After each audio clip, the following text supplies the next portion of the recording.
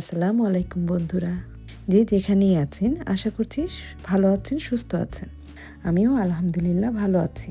হাজির হয়ে গেলাম মিনি সুইডেনের ব্লগ নিয়ে। আশা করছি ব্লগটি ভালো লাগবে। কিভাবে মিনি সুইডেন গেলাম, কি করলাম, তাই আজ আপনাদের সাথে শেয়ার করব। ভালো লাগলে অবশ্যই লাইক, কমেন্ট, সাবস্ক্রাইব করে পাশেই থাকবেন।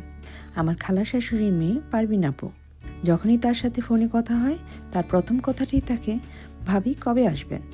সময় বের করেন আর আমাকে দ্রুত জানান, তারপর বাদ বাকি কথাগুলো হয়। চলতি পথে ওনার গল্পগুলিই করছিলাম আর বলছিলাম, চলো সুইডেন থেকে ঘুরে আসি।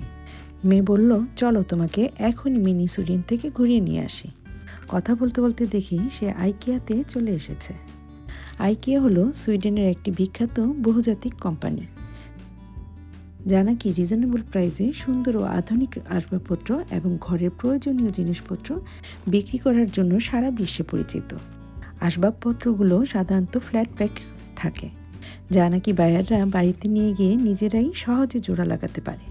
আইকিয়ার বড় বড় শোরুমগুলোতে হাঁটার জন্য নির্দিষ্ট একমুখী পথ থাকে, যেখানে পুরো স্টোর ঘুরে ঘুরে জিনিসপত্র দেখে শেষের দিকে নিজের পছন্দ মতো জিনিস সংগ্রহ করা যায়। তাছাড়া বেশিরভাগ স্টোরে বিখ্যাত সুইডিশ খাবার ও ক্যাফে থাকে। আইকিয়ার রেস্টুরেন্ট ও ক্যাফেতে সুস্বাদু ও সুলভ মূল্যে ঐতিহ্যবাহী সুইডিশ খাবার পাওয়া যায়।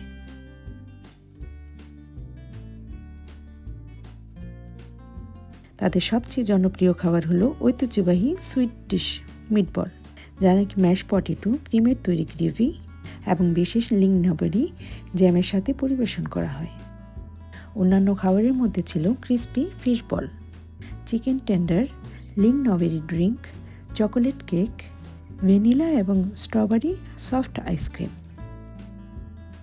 আমরা মিনি সুইডেনে আসলাম আর সুইডিশ খাবার খাবো না তা কি হয়?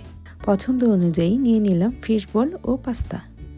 আপনি ইচ্ছা করলে সরাসরি খাবার খেয়ে নিতে পারেন অথবা বাড়ি নিয়ে যেতে পারেন।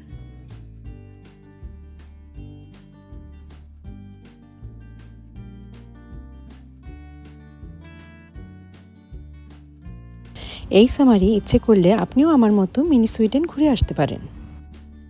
যে যার লোকেশন থেকে মিনি সুইডেন ঘুরে আসুন। আপনাদের ট্রাভেলটা সুন্দর হোক এই কামনা করি।